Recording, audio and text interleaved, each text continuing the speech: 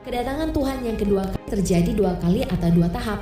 Yang pertama, pada saat pengangkatan gereja atau orang percaya yang telah disempurnakan oleh Roh Kudus. Pada saat penghulu malaikat meniup sangkakala, maka Tuhan Yesus akan turun dari surga dan bertemu dengan gerejanya yang terangkat di awan-awan. Semua orang yang telah mati dengan iman kepada Yesus akan terlebih dahulu bangkit dengan tubuh yang baru, dan orang percaya yang masih hidup akan diubahkan dan sama-sama terangkat menyambut Tuhan Yesus di awan-awan. Pada kedatangan Tuhan Yesus yang ini, dia hanya sampai di awan-awan dan tidak turun ke bumi. Adapun orang-orang yang percaya Yesus tapi tidak sungguh-sungguh dan tidak sampai sempurna akan tertinggal dan masuk ke dalam masa penganiayaan oleh antikris.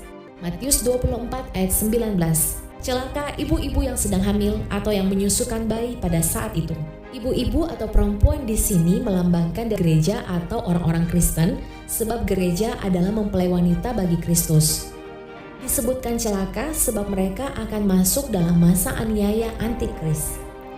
Ibu-ibu yang hamil berbicara tentang gereja atau orang-orang percaya yang belum lahir baru, karena itu disimbolkan wanita hamil. Sedangkan ibu-ibu menyusukan bayi berbicara tentang gereja atau orang percaya yang telah lahir baru, tapi masih kanak-kanak rohani, belum mencapai kedewasaan rohani.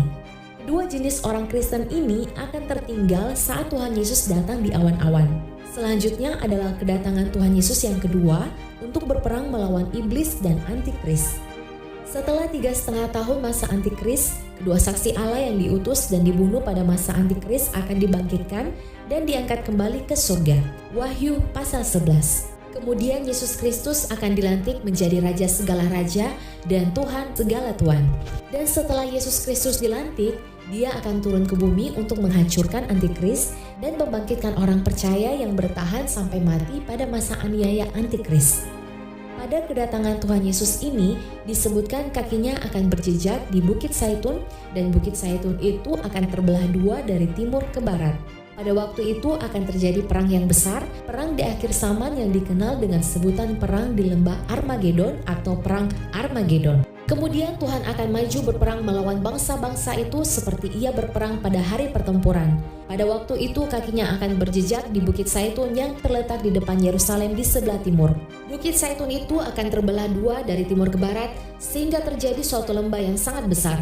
Setengah dari bukit itu akan bergeser ke utara dan setengah lagi ke selatan. Sakaria 14 ayat 3-4. Akhir kata, kita sedang berada di penghujung zaman akhir. Karena itu tidak ada lagi waktu untuk bersantai dan terlena dengan kehidupan yang ditawarkan oleh dunia saat ini. Saatnya mata dan hati kita berfokus sepenuhnya hanya kepada Yesus Kristus, Tuhan dan Juru Selamat kita yang hidup. Firman Tuhan berkata, tetaplah kerjakan keselamatanmu dengan takut dan gentar. Filipi 2 ayat 12.